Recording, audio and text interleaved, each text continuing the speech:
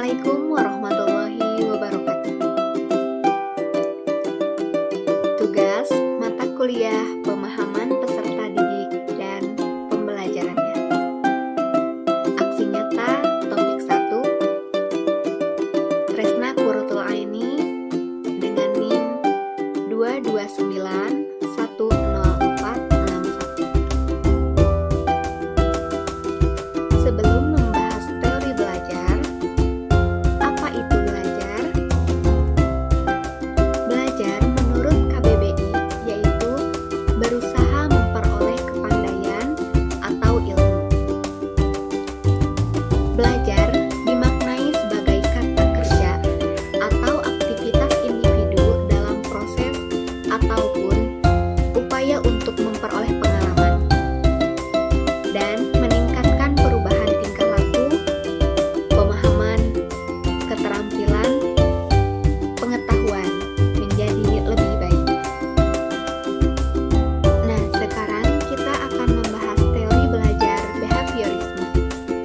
Yang pertama, ada teori menurut Ivan Pavlov pada tahun 1849 sampai tahun 1936.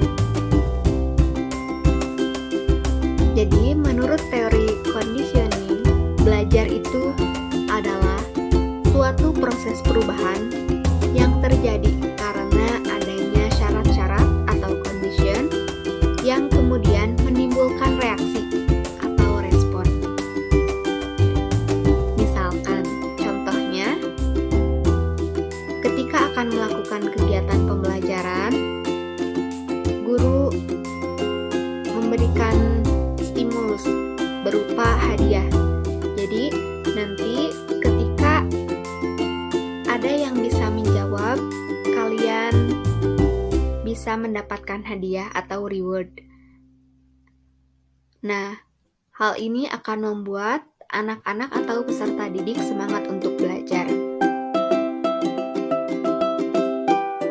Teori belajar behaviorisme menurut Edward Lee pada tahun 1978 sampai 1949. Menurut Edward Lee, belajar merupakan proses interaksi antara stimulus dan respon. Stimulus adalah apa yang merangsang terjadinya kegiatan belajar yang mungkin berupa pikiran, perasaan, atau hal-hal lain yang dapat ditangkap melalui alat indera. Sedangkan respon adalah reaksi yang dimunculkan oleh individu ketika belajar yang dapat berupa pikiran, perasaan, gerakan, atau tindakan. Teori belajar behaviorisme menurut Skinner. Skinner mendefinisikan belajar sebagai proses perubahan perilaku yang dicapai sebagai hasil belajar melalui proses pengungkapan perilaku baru yang muncul. Proses ini biasanya disebut dengan operant conditioning. Nah, kalau di sini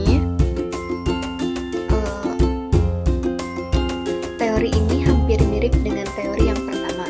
Kalau teori yang pertama itu siswa diberikan stimulus berupa hadiah atau reward sehingga ketika pembelajaran berlangsung sehingga peserta didik menjadi semangat.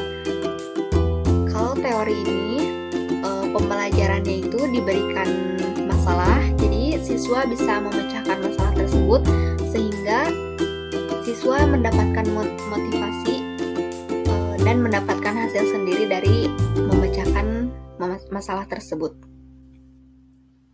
Yang selanjutnya yaitu sosial kognitif. Teori kognitif sosial ditemukan oleh Albert Bandura. Lahir berdasarkan kritik atas teori yang dikembangkan oleh ahli behavioristik. Bandura menyatakan bahwa orang belajar banyak perilaku melalui proses peniruan. Kita bisa meniru beberapa perilaku hanya melalui pengamatan terhadap perilaku model dan akibat yang ditimbulkannya. Teori belajar sosial ini